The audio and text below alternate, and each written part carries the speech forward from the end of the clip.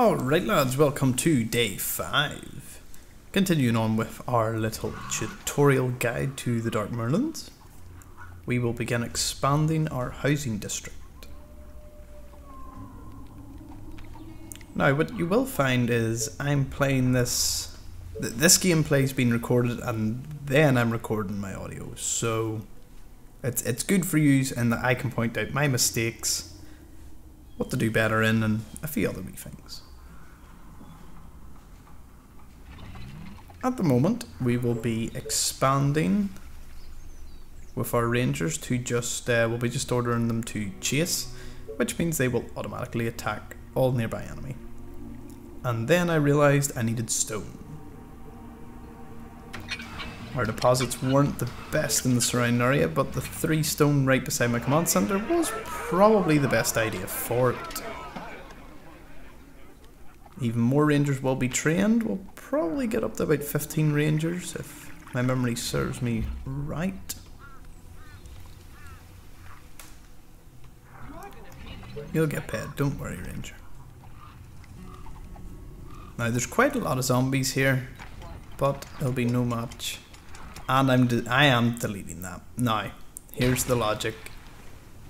The rangers had to go the whole way round, so for the here and now, that doesn't seem like a problem. But when you're involving your titans and Thanatos and Lucifers, if you train Lucifers, nothing wrong with training Lucifers in a group. They're not too bad. Not my go-to unit, but they're usable.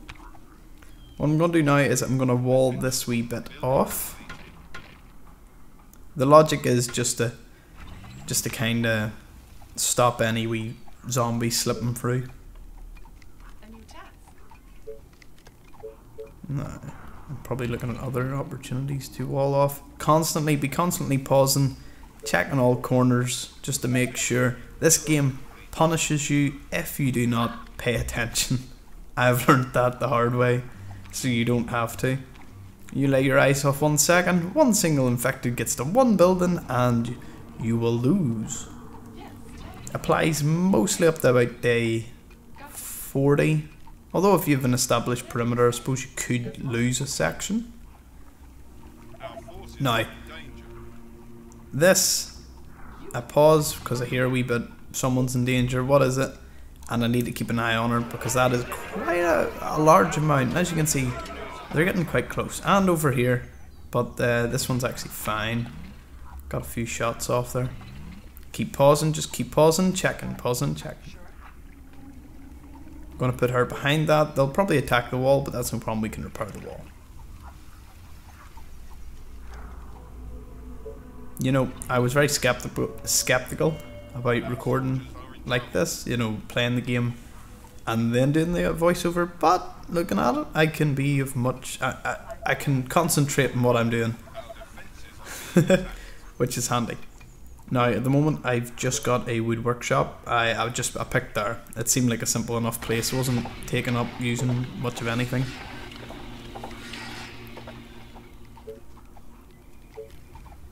Okay, now you'll see here or is it at this point? Let me see. Now this is going.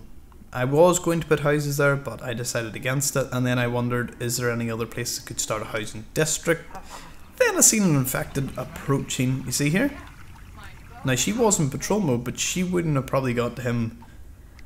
He probably would have attacked the wall than the Tesla reactor, but if he got the Tesla, they attack the soldier center, then they get the mill, the wood workshop that's under construction, and boom, you just lose the game. It's so easy.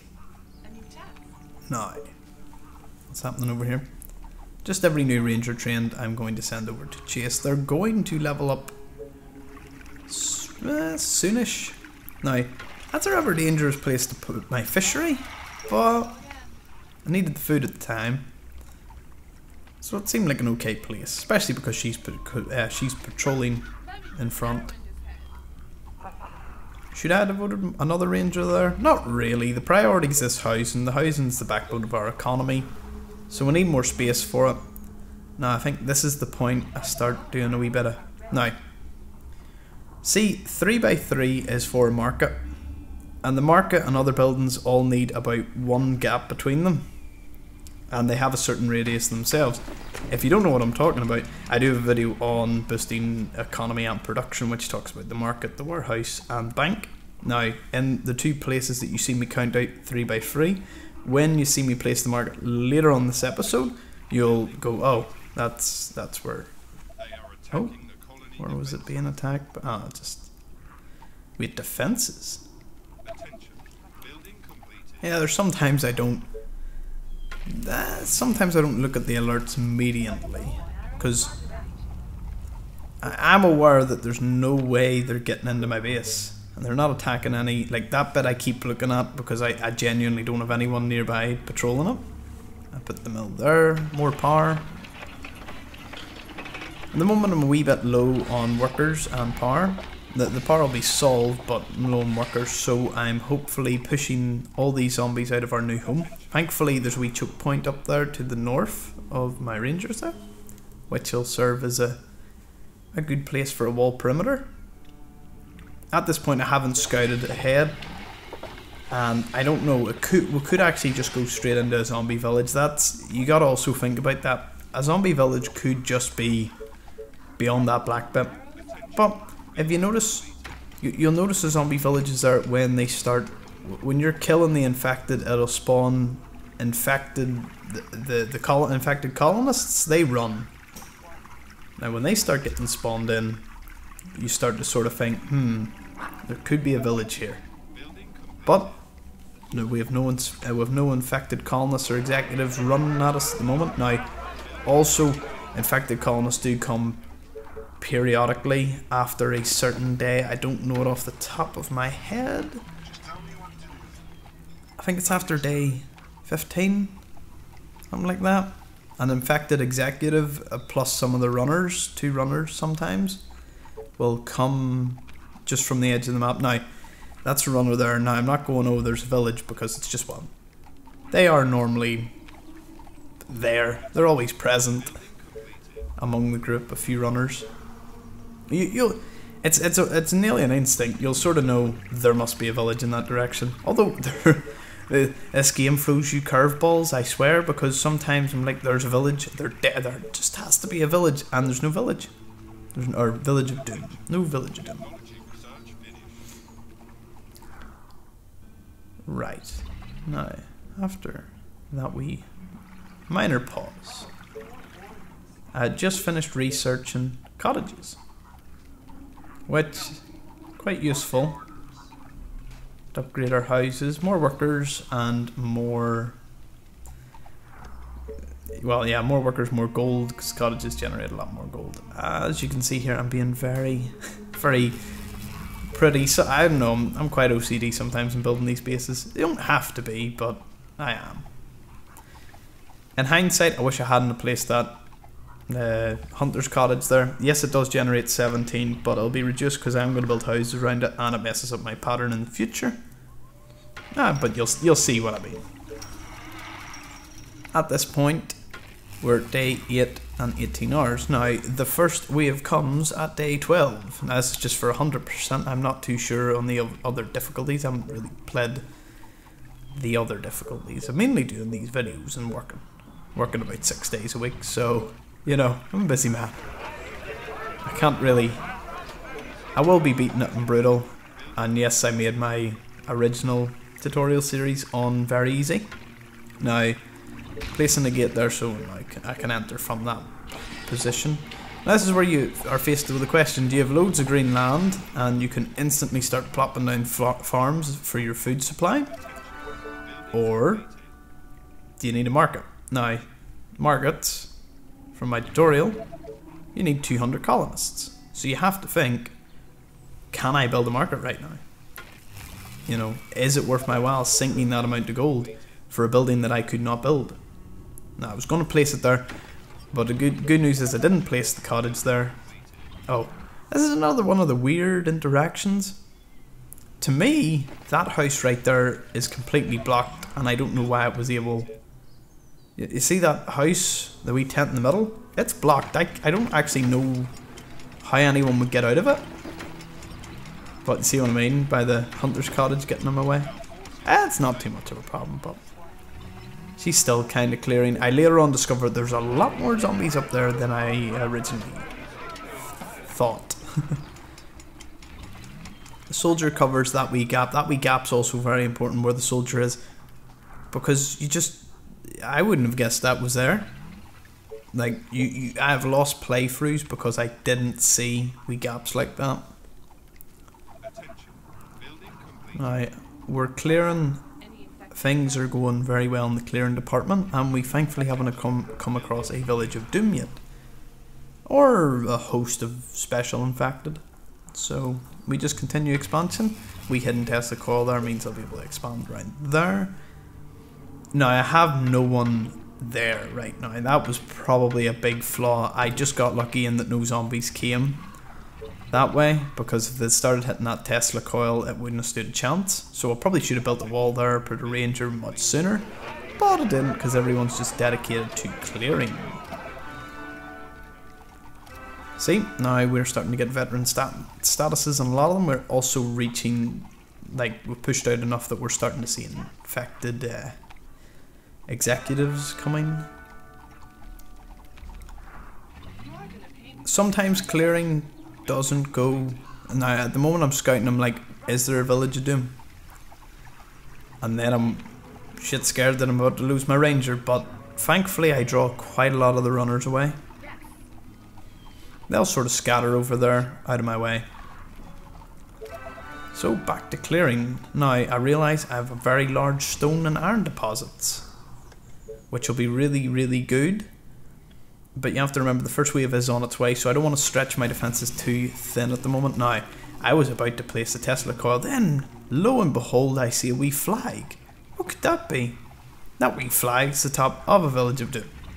Well, thankfully there's a good bit of water separating, but I'm now very, very eerie. I'm gonna instantly wall up, because you can't have a village of doom sitting and not wall up at least a double layer. So I start to realise, you know, I really do gotta prepare for this first wave. The first wave, you will see later in the video, I do defeat it just with my archers. That's because I trained a lot of archers to clear that bit out. You can, the first wave is you can kite them, kill them all. They don't even need to reach the walls. It's just sometimes they run through an area you haven't cleared yet, so you have to deal with all the infected already there. If they're going through an area you've already cleared, it's great. It's like shooting range. But you'll see later, you can kite them. Wee bit of StarCraft 2 tactics with your marines, just kite them. In hindsight, I should have walled off that fishery. And I'm also starting to realise, I wonder did I realise at this point, that the ranger patrolling down there is missing, because I think I accidentally selected her and told her to go somewhere else. That happened. So I'm looking and I'm thinking, I don't have enough wood. I need more wood. Wood is very vital early game, so is stone, but with the +3 has filled up my stone, because I am not using stone for anything, which is great. So we're going to keep at it. And we're also not going to piss any more zombies off. See, there you go, there's runner, and they'll probably spawn a few more. In the meantime, we're going to wall off.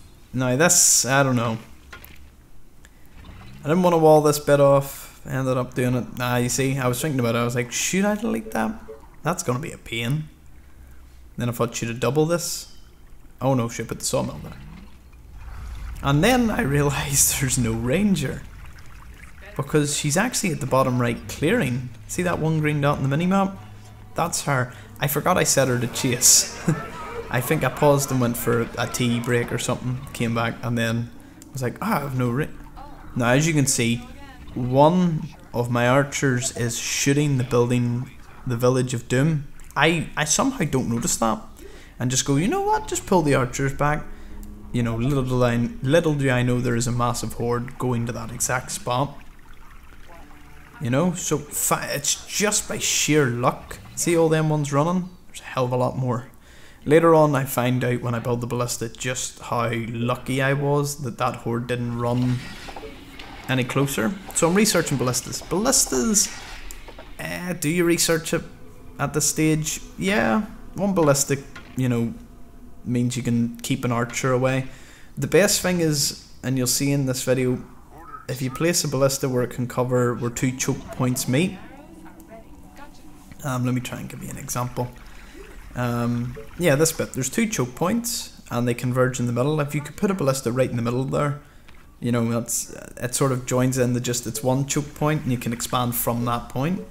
It's all about just securing a perimeter. Once you have a perimeter and your economy's going, that's why I was so adamant in clearing out this housing sector. Because once you clear that out and you have space for loads of houses and you can just start upgrading, then you just need land for farms, food and windmills. And you just branch out section by section.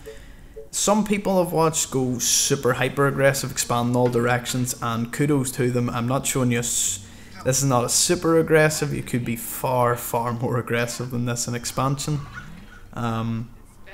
This is just hopefully a nice guide in beating that 100 days. Now, what I haven't thought about is I'm recording this video by video. So how that translates into what is it? I am currently in this playthrough. I'm on day 30. If I lose through any stupid thing I do, it messes the tutorial up. So, touching wood, I'm gonna win. I will beat this. As it's a tutorial, I am thinking constantly about what I'm doing and all when I will be doing the voiceovers. So, do you know what? This is probably the best now. With a wee bit of scouting, there's some resources there, and a choke point there, and a choke point there.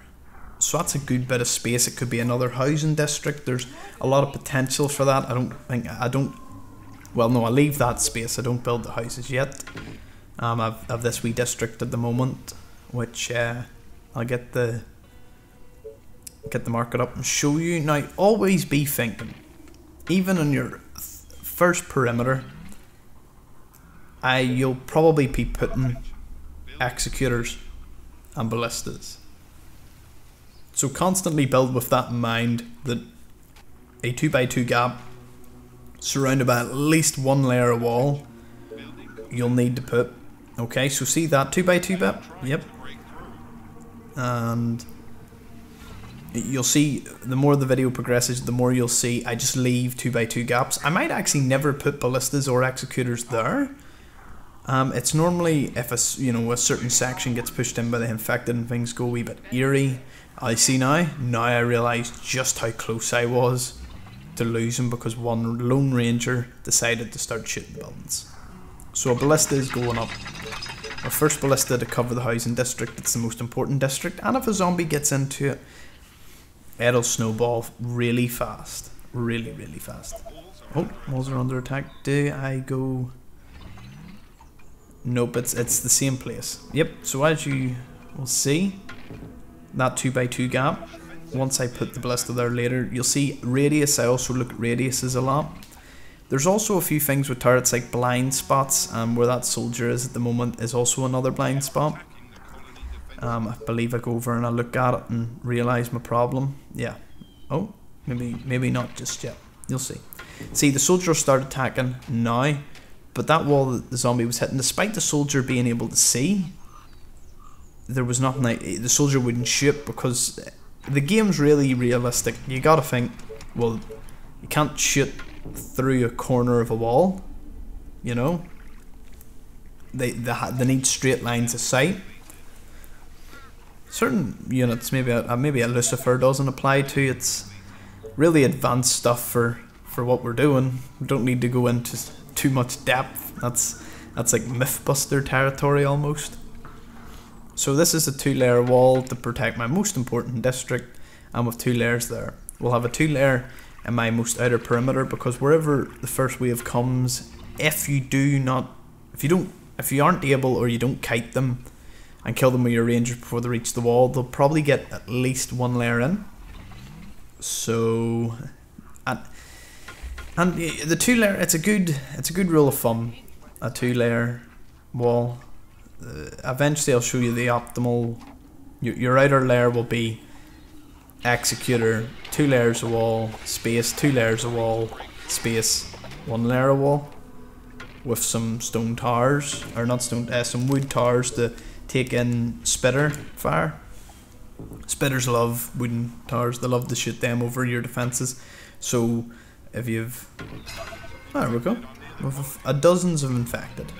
Okay, so they're coming from the south and they're probably going to hit that bit, but I'm not sure at this point, because the infected can come from any part of the south, and I have seen, you don't know the landscape, so even though it could appear at the bottom right hand corner from the south, they could somehow wiggle their way up to your sort of, you know, the other corner. It's confusing. You'll see it's time to time, you'll think, oh, just don't. Make sure you put your rangers or troops who are going to defend, make sure you put them in the middle part so that they can run to whatever side you believe they're going to hit. I've lost a few games where I've sent my rangers, well, not lost, I've had games where I've sent my rangers and then I went, hey, wait a minute, they just diverted in a completely different direction. Then when you scout out later, you're like, oh, there was a massive, you know, mountain range that you didn't see that meant the path that way. Okay. Snipe him. The music in this game, I've seen someone put a post on the Reddit thread. Now see, I could have put it in the corner there, but then it's a wee bit blind and doesn't cover as much. So you want it to cover as much as possible. So that was the best placement for that ballista. Now I'm constantly checking what I need. At the moment I can't upgrade anything because I don't have wood, but I'm also running low on power, so I'm going to need more windmills. But that's the point. You upgrade from your tents to cottages, you get more workers go to windmills, food, and then wood production, and you upgrade even more. Now, as you can see, the infected did slip down that way.